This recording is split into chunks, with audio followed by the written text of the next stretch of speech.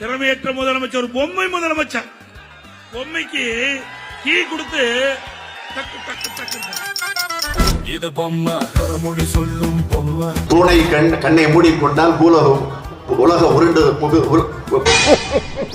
இது பொம்மை, கடத்து போடும் பொம்மை. 1000 ரூபாய் அப்போ கொடுத்தாங்க, 2500 ரூபாய் இப்ப கொடுக்குறாங்க. அதுலயும் 5000 ரூபாய் சேரல. இது பொம்மை, சட்டைய கேட்கும் பொம்மை.